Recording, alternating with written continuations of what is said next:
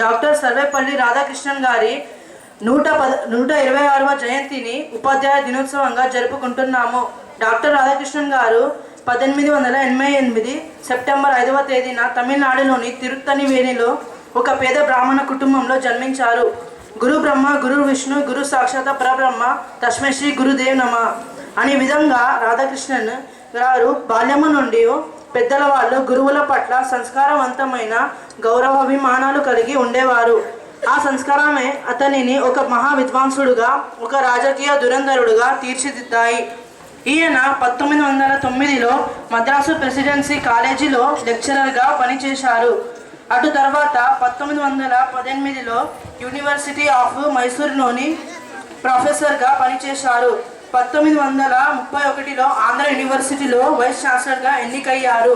ఆ తర్వాత బెనారస్ హిందూ యూనివర్సిటీలో వైస్ ఛాన్సలర్గా ఎన్నికయ్యారు. ఈ విధంగా ఎన్నో ఉన్నతమైన విద్వాన్వంతులుగా, గొప్ప తత్వవేత్తగా దేశాలలోనే కాకుండా విదేశాలలో కూడా ఈయన తత్వశాస్త్రం మీద ఎన్నో ఉపన్యాసాలు చేశారు.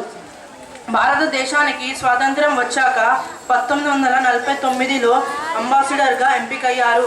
ఆ తర్వాత 1952లో భారతదేశ ఉపరాష్ట్రపతిగా ఎన్నికయ్యారు.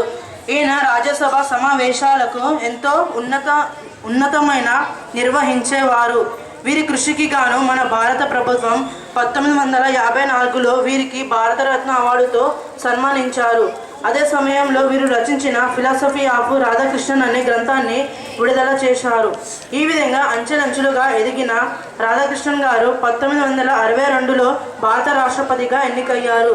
వారు ఒక ఉపాధ్యాయుగా పనిచేస్తూ దేశ అత్యుత్తమైన రాష్ట్రపతిగా ఎన్నిక కావడము ఉపాధ్యాయులందరికీ గర్వకారణం.